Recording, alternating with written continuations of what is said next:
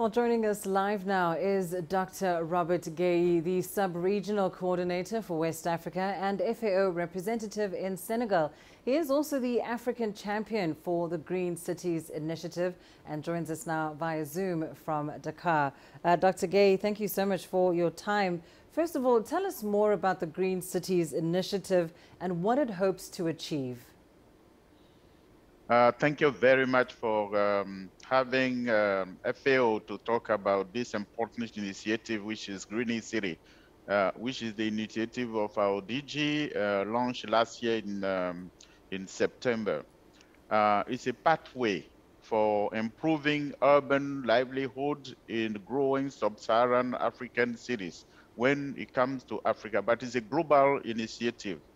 And let me tell you why. This initiative is launched because, as you may know, 55% of the world population reside in urban areas. 70% of all food produced is destined for consumption in cities. 60% of primary energy demand and 70% of CO2 emissions stem from cities. So 30% of all greenhouse gas emissions also stem from food production and distribution.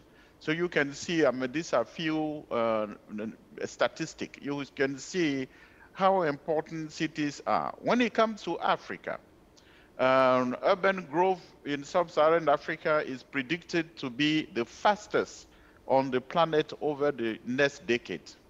By 2050, urban population is expected to increase from 414 million, these figures for 2011, to about 1.26 billion, according for 58% of the entire population. So the urban growth of sub-Saharan Africa is very, very fast, and goes with all the challenges associated with housing issues, water and sanitation issues, diseases, demand for energy, let's say the conversion of forests to build up areas in proximity of human settlement, lack of land management, and so on. So there are so many issues that this growing of African cities is bringing about. So because of this, FAO decided to launch this in African cities to improve food security, nutrition, quality of life in urban and peri-urban areas. And Dr. Guei, then, perhaps more specifically, tell us about how the FAO, how this initiative is engaging specifically with youth across the continent. The first thing that we are doing is to engage with city authorities first. We have to sensitize the authorities at the highest level. And then through that, influence the policy of cities towards youth, and how this can be used also to reinforce youth employment in cities, because you have to know that the Green City will address urban and peri-urban forestry issues, will address urban and peri-urban agriculture, it will address also urban food systems.